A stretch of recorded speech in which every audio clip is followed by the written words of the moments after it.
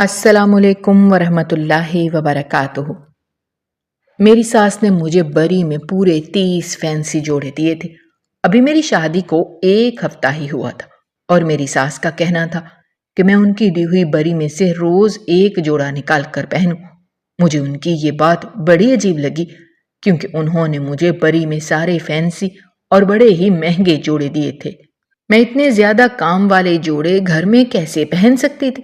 مگر ساس کی خوشی کے لیے میں نے انہیں انکار نہ کیا اور ان کی بات سر جھکا کر مان لی۔ پر حیرت کی بات تو یہ تھی کہ میں جیسے ہی نہا کر نکلتی تو میری ساس مجھے کہتی، بہو اپنا پرانا جوڑا مجھے دے دو، یہ گندا ہو گیا ہے، میں تمہیں اس کے بدلے بازار سے نیا جوڑا لا دوں گی۔ میں حیران ہوتی کہ بھلا ایک دن کا پہنا ہوا جوڑا کیسے گندا ہو سکتا ہے۔ پھر میری ساس اسی دن مجھے بازار لے جاتی اور میری پسند کا جوڑا مجھے خرید کر لے دیتی اور میرا پرانا جوڑا اپنے پاس رکھ لیتی۔ پھر رات ہوتے ہی وہ جوڑا اٹھا کر چھت پر چلی جاتی جہاں میری ساس کے علاوہ کسی کو جانے کی اجازت نہیں تھی۔ وہ دن میں 2 سے 3 بار چھت پر بنے ہوئے کمرے میں جاتی تھی۔ اگر اس بات کا ذکر میں اپنی ساس سے کرتی کہ وہ میرے جوڑے رات کے وقت چھت پر کیوں لے جاتی ہیں، تب وہ غصہ کر جاتی اور مجھے ڈانٹ کر اپنے کمرے میں بھیج دیتی۔ اب تو مجھے یقین ہو گیا تھا کہ میری ساس مجھ سے کچھ چھپا رہی ہیں۔ اب میں بھی اس گھر کی بہو تھی اور اب اس گھر کا حصہ بن گئی تھی۔ انہیں مجھ سے کچھ بھی نہیں چھپانا چاہیے تھا۔ میں اس بات پر ان سے خفا رہنے لگی تھی۔ پھر ایک روز میری ساس دوپہر کے وقت سوئی ہوئی تھی۔ میں چپ کر جلدی سے اوپر چلی گئی اور جیسے ہی میں نے اس کمرے میں جھانکا تو مجھے چکر سے آ گئے کیونکہ وہاں تو میرے سارے جوڑے ایک بدصورت۔ میرا نام راحیلہ ہے، میں کراچی شہر کی رہنے والی ہوں۔ میں جب پیدا ہوئی تو میرے والد کی خوشی کی انتہا نہ رہی اور انہوں نے پورے محلے میں 3 روز تک مٹھائی بانٹی تھی۔ ان کی تو خوشی سے پاؤں بھی زمین پر نہ لگتے تھے۔ اب آپ سوچ رہے ہوں گے کہ کوئی بیٹی کی پیدائش پر بھی اتنا خوش ہوتا ہے کیا؟ جی ہاں، یہ بالکل سچ بات ہے کیونکہ میں اپنے 7 بھائیوں کے بعد پیدا ہوئی تھی۔ میں اپنے 7 بھائیوں کی اکلوتی بہن تھی۔ میرے 7 بھائی مجھ سے بڑے تھے۔ میرے والدین کو بیٹی کی بہت چاہ تھی، اس لیے میری پیدائش پر انہوں نے خوب جشن منایا اور میری پرورش میں انہوں نے کوئی کمی نہ چھوڑی۔ میرے والد نے کراچی کی ایک بہت بڑی مارکیٹ میں اپنی برتنوں کی دکان بنائی ہوئی تھی جو اچھی خاصی چلتی تھی۔ گھر میں کسی چیز کی کمی نہ تھی۔ میرے والدین نے مجھے اور میرے 7 بھائیوں کو ایک اچھے اسکول میں داخل کروایا۔ میرے 7 بھائیوں کو میٹرک کروانے کے بعد والد صاحب نے اپنے ساتھ کام میں لگا دیا کیونکہ ان کا کام دن بدن بڑھتا ہی جا رہا تھا اور ان سے اکیلے اتنا کاروبار سنبھالا نہیں جا رہا تھا۔ اللہ تعالیٰ کے فضل سے والد صاحب نے مارکیٹ میں ایک دکان سے 3 دکانیں بنائی تھیں۔ مجھے پڑھنے کا بہت شوق تھا، اس لیے والد صاحب نے مجھے پڑھنے دیا، مگر میں نے جیسے ہی BA مکمل کیا تو انہیں میری شادی کی فکر لگ گئی کیونکہ میں اب 20 سال کی ہو چکی تھی اور والد صاحب چاہتے تھے کہ اب میری جلدی سے شادی ہو جائے کیونکہ میرے 3 بھائیوں کی شادی ہو چکی تھی۔ خاندان میں کوئی مناسب رشتہ نہ ہونے کی وجہ سے امی نے ایک رشتے کروانے والی کو کہہ دیا اور بہت ہی جلد وہ میرے لیے ایک رشتہ لے آئے۔ لڑکے کا نام جمیل تھا۔ وہ ایک پرائیویٹ ادارے میں ایک اچھی پوسٹ پر لگے ہوئے تھے۔ ماہانہ 1 لاکھ تنخواہ تھی اور سب سے بڑھ کر یہ کہ جمیل مجھے اور میرے گھر والوں کو بہت ہی پسند آئے تھے۔ میری رضامندی سے میرے والدین نے اس رشتے کے لیے ہاں کہہ دی۔ 2 ماہ بعد میری اور جمیل کی شادی بڑی دھوم دھام سے ہو گئی تھی۔ میں دلہن بن کر جمیل کے گھر آ چکی تھی۔ جمیل کو میں نے اپنی سوچ سے بھی زیادہ بڑھ کر پایا تھا۔ ان میں وہ ہر خوبی تھی جو ایک اچھے مرد میں ہوتی ہے۔ میرے سسرال میں میرا ساس سسر، شوہر، 3 دیور اور ایک نند رہتی تھی۔ یہ کل 7 افراد تھے، مگر سسرال آ کر میں نے ایک عجیب بات نوٹ کی کہ میرے سسرال میں 7 افراد تھے مگر کھانا ہمیشہ 8 لوگوں کے لیے پکتا تھا۔ ابھی میری شادی کو 2-3 دن ہوئے تھے، اس لیے گھر کے سارے کام میری ساس ہی کرتی تھی۔ میرے سسر اور شوہر جاب کرتے تھے اس لیے وہ جلدی جلدی ناشتہ کر کے دفتر چلے جاتے تھے۔ شوہر کی وجہ سے میں بھی جلدی جاگ جاتی اور جب ہمارا ناشتہ کمرے میں آ جاتا تو میں بھی اس کے ساتھ ناشتہ کر لیتی۔ وہ ناشتے کے بعد دفتر چلا جاتا اور میں اپنے کمرے کی صفائی کر کے باورچی خانے میں آ جاتی جہاں میری ساس ناشتہ بنا رہی ہوتی۔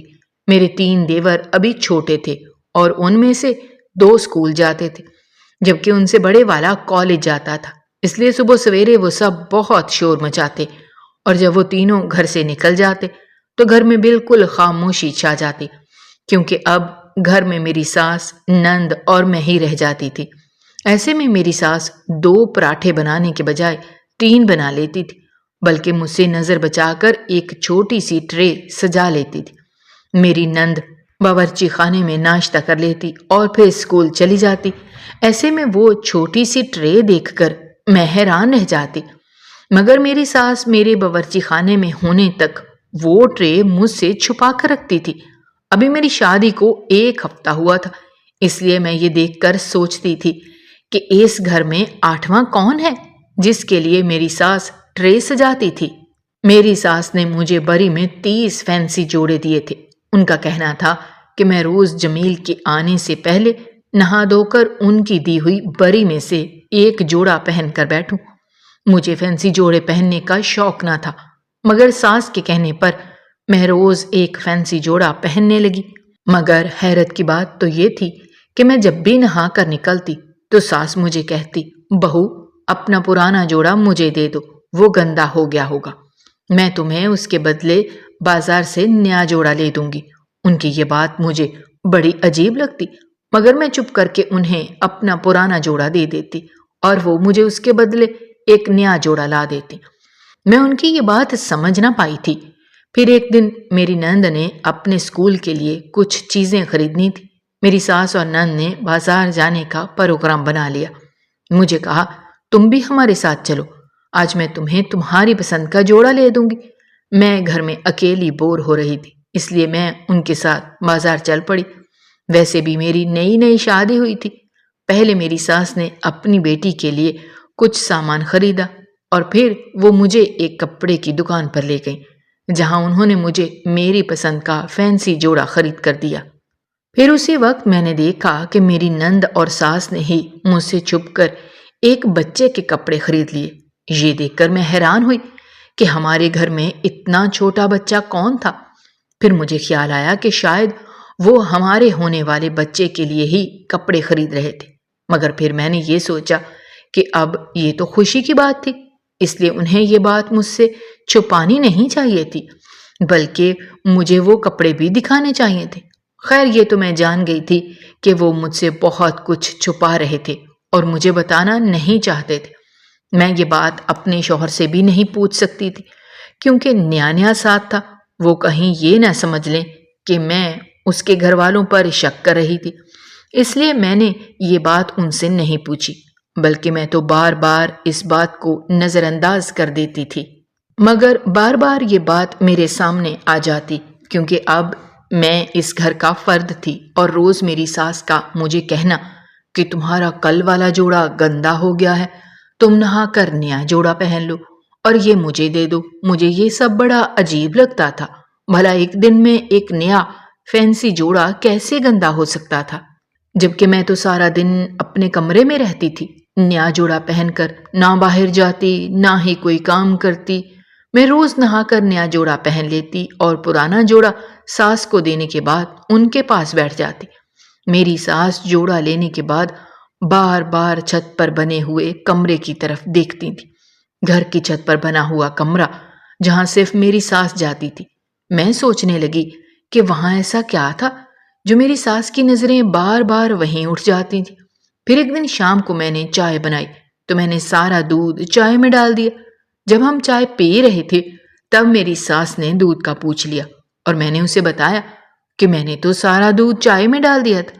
یہ سن کر وہ فکر مند ہو گئی اور اس نے جلدی سے میرے دیور کو بازار سے دودھ لینے کے لیے بھیج دیا اور اس بیچارے کو چائے بھی نہیں پینے دی۔ اس بات نے مجھے حیران کر دیا تھا۔ پھر ایسی کئی باتیں ہونے لگیں جن سے مجھے شک ہونے لگا کہ میرے سسرال والے کچھ تو مجھ سے چھپا رہے تھے सास का रोज मुझे नया जोड़ा ला कर देना और मेरा पुराना जोड़ा अपने पास रख लेना, ये सब बातें मेरी समझ से बाहर थीं। फिर दिन गुजरने के साथ साथ मैं घर के काम करने लगी और अब मुझ पर खाने पकाने की जिम्मेदारी भी आ गई थी। इससे पहले कि घर के सारे काम मेरी सास कर दिया करती थी और शाम के वक्त मेरी नंद उसकी मदद कर दिया करती थी, मगर मैं ऊपरी मंजिल के कमरे तक कभी नहीं गई थी क्योंकि मेरी सास उसकी सफाई कर दिया करती थी। और वो ये बात इस वक्त करती थी जब मैं अपने कमरे में आ जाती, ताकि मुझे इस बारे में पता ना चल सके। मगर कब तक ऐसे चलता? आखिर मैं भी इस घर की बहू थी। ये लोग मुझसे ये राज कब तक छुपा सकते थे? और फिर वही हुआ। एक दिन मैंने दोपहर का खाना बनाया। दोपहर के वक्त मैं और मेरी सास होते थे, मगर मैं अपने तीनों देवर और उनका भी खाना पकाती थी क्योंकि वो आम तौर पर दिन के 2 बजे तक घर आ जाते थे, मगर मैं और मेरी सास 12:30 बजे तक खाना खा लेते थे। उस दिन मेरी तबीयत कुछ ठीक नहीं थी, इसलिए मैंने खाने के बाद अपनी सास को बताया और अपने कमरे में आ गए। तबीयत खराबी के बावजूद मुझे नींद नहीं आई और मैंने सोचा कि सर दर्द की गोली ले लूं, इस दर्द से तो आराम आ जाए। इसलिए मैं अपने कमरे से बाहर निकल आई। अभी मैं बरामदे में ही थी कि मैंने बावर्ची खाने में अपनी सास को एक प्लेट में खाना डालते हुए देखा। ये देखकर मुझे हैरानी हुई क्योंकि अभी कुछ देर पहले ही हम दोनों सास बहू ने मिलकर खाना खाया था। क्या अचानक मेरी सास को फिर से भूख लग गई? मैंने अपने दिल में सोचा था और उसी वक्त मैं हैरान रह गई जब मेरी सास ने वो प्लेट ट्रे में रख दी और उसे अपने दुपट्टे से ढांप कर बावर्ची खाने से बाहर निकली और सीढ़ियां चढ़कर छत पर जाने लगी। मैं जल्दी से बरामदे के पिलर के पीछे छुप गई ताकि वो मुझे देख ना ले, और फिर मैंने अपनी सास को उस कमरे में खाना ले जाते देख लिया। अभी मैं वहीं खड़ी थी कि अचानक सास नीचे आई और मेरे बरी के जोड़े, जो गंदा गंदा कहकर मुझसे ले लेती थी, वो फैंसी जोड़े भी उठाकर छत पर ले गई। अब तो मुझे पक्का यकीन हो गया था कि जरूर इस घर में कुछ गड़बड़ है, कुछ तो गलत हो रहा था। क्यों मुझसे ये सब छुपाया जा रहा था? कहीं मेरी सास मेरी शादी वाले जोड़ों पर कोई जादू या तावीज तो नहीं कर रही थी? मेरे दिमाग में बहुत सी बातें आ रही थीं। मैं इस घर की बहू थी और अब इस घर का हिस्सा बन गई थी। आखिर छत पर क्या हो रहा था, मुझे इसके बारे में बता देना चाहिए था। मैं ये बात सोचकर अपने ससुराल वालों से खफा हो गई, मगर मैं नहीं जानती थी कि ये मेरे भले के लिए था।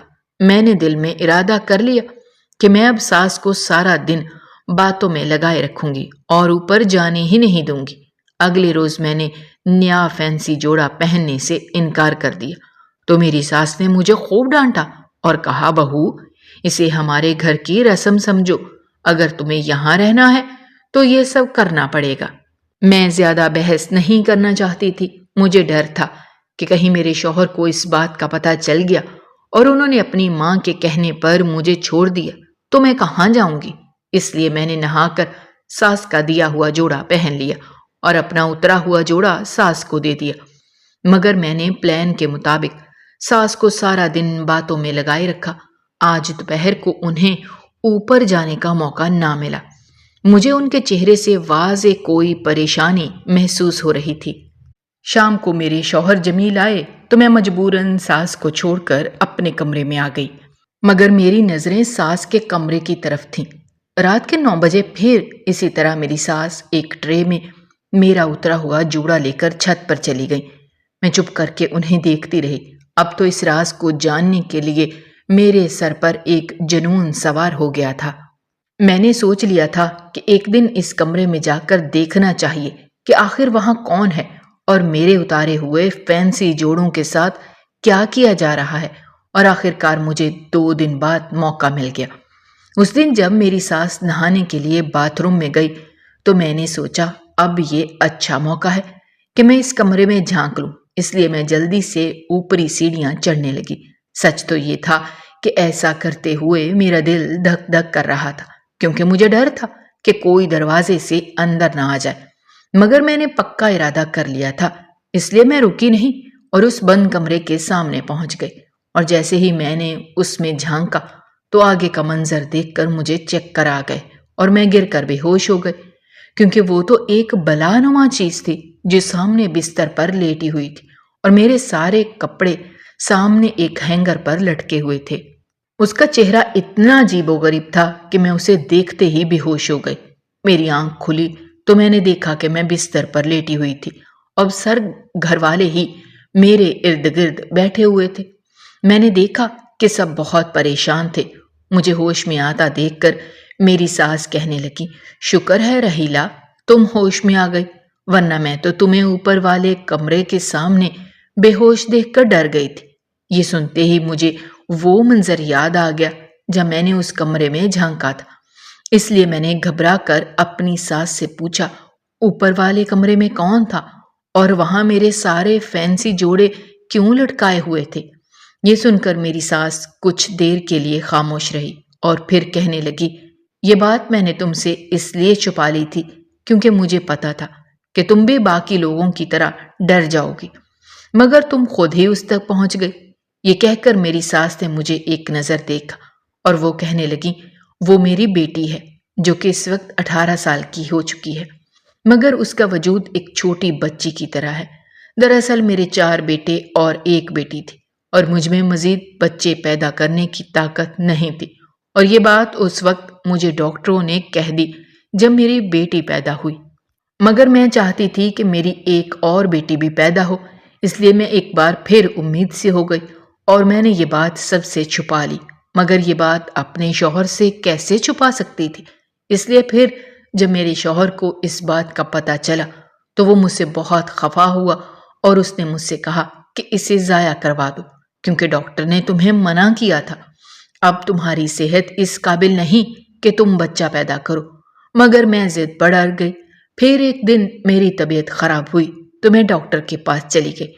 اس نے مجھے چیک اپ کے بعد بتایا کہ میری بیٹی ہے اور یہ بچی نارمل نہیں تھی، مگر اب اسے ضائع بھی نہیں کیا جا سکتا ورنہ میری جان جا سکتی ہے، کیونکہ مجھے اس وقت 8واں مہینہ تھا۔ اس لیے میں نے فیصلہ کیا کہ میں کوئی غلط قدم نہیں اٹھاؤں گی۔ میرے دل میں یہ بھی خیال آتا تھا کہ سائنس خدا نہیں تھی، اس لیے ان کی کہی بات جھوٹ بھی ہو سکتی تھی، مگر مجھے ڈاکٹروں کی بات پر اس وقت یقین آیا جب یہ بچی اس دنیا میں آئی اور ہم سب ڈر گئے کیونکہ یہ کسی انسان کا بچہ لگ ہی نہیں رہا تھا۔ اس کی شکل بہت ڈراؤنی تھی۔ سب نے مجھ پر غصہ کیا کہ یہ تمہاری ضد کی وجہ سے ہوا۔ اب اس بچی کو کوئی بھی گھر لے آنے کو تیار نہیں تھا۔